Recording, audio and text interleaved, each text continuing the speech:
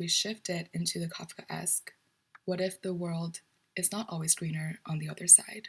What if it is dark?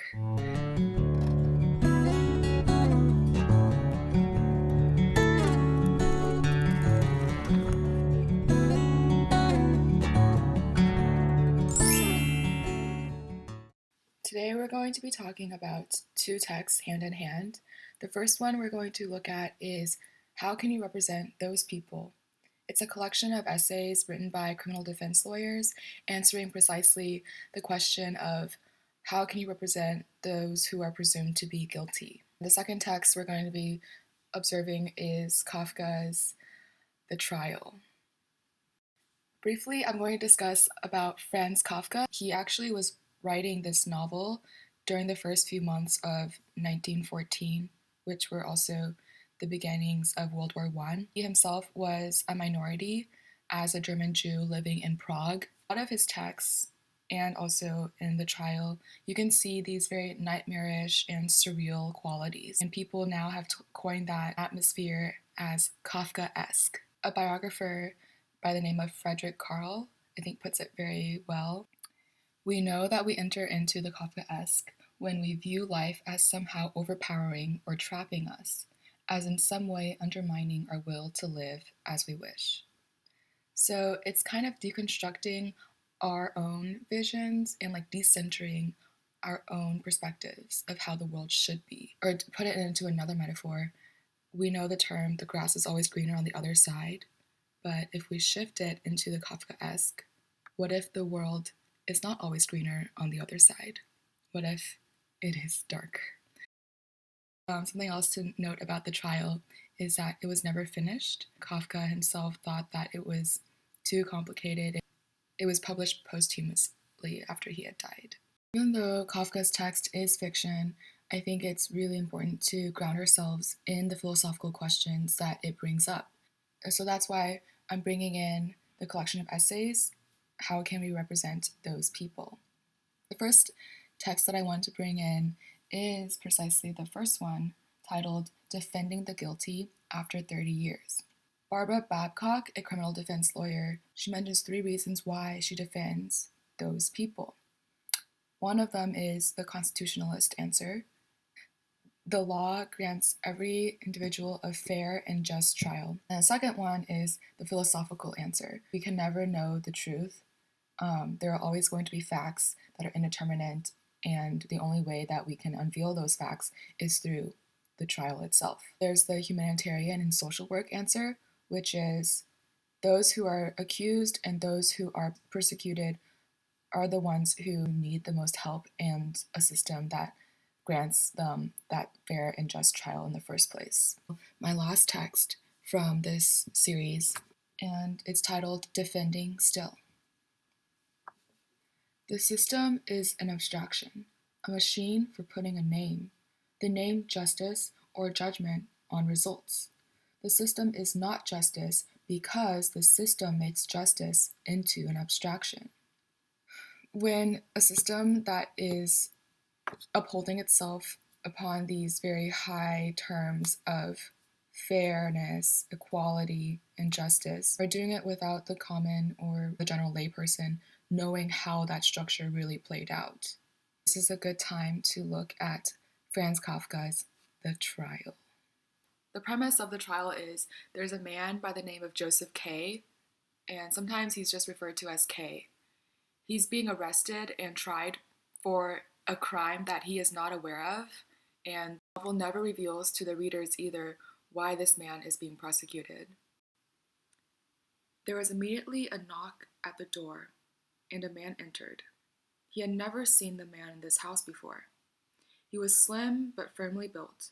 His clothes were black and close-fitting, with many folds and pockets, buckles and buttons, and a belt, all of which gave the impression of being very practical, but without making it very clear what they were actually for. There is just a normal day that is being obliterated by this sudden appearance of a law official. And law officials' physical demeanor is described as practical, but without knowing what they're actually for. That is really interesting because if we want to relate it to the trial and the law itself, we may know what the law is, but we don't know what it's actually for. We don't know who's making the laws. We don't know for whom is it to serve. The answer to the questions of what is the law, who decides it, they're all meant to be very ambiguous.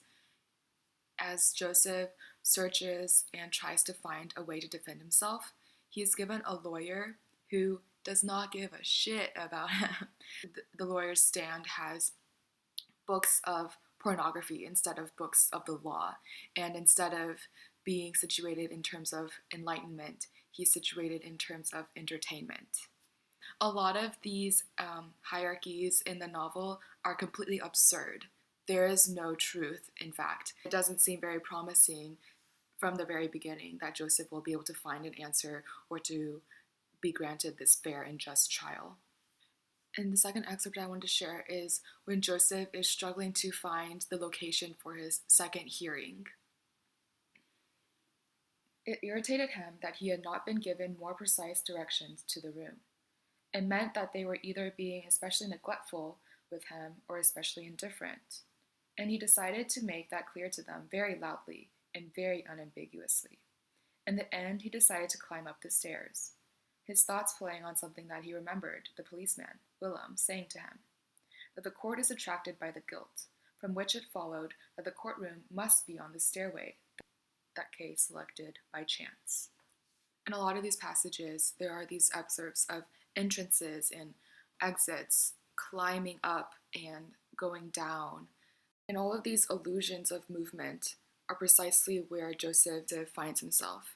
He's being directed by the lower officials to go to the next court hearing. He's being told by the court hearing officials to go up to the courthouse. His movements upward, laterally, are simply just a way to complicate the bureaucracy that Joseph is struggling under.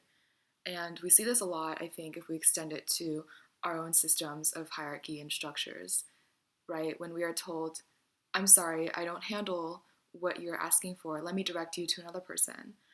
So all of these social norms, they're a way that is both very courteous, but also complicating.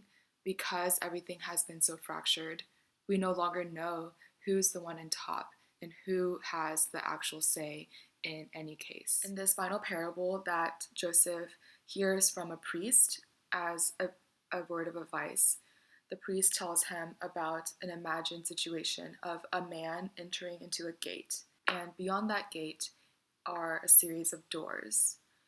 And in order to access the other series of doors, this man in the parable must go through a doorkeeper. He asks the doorkeeper, may I enter into one of those doors? The doorkeeper says, not yet. And the man just listens and decides to sit down until he is given access. However, the man never receives access. He simply sits and wastes away until he dies. And during his last breath, he asks the doorkeeper, why has no one ever been allowed to enter through those doors? And the doorkeeper says, because they were meant for you.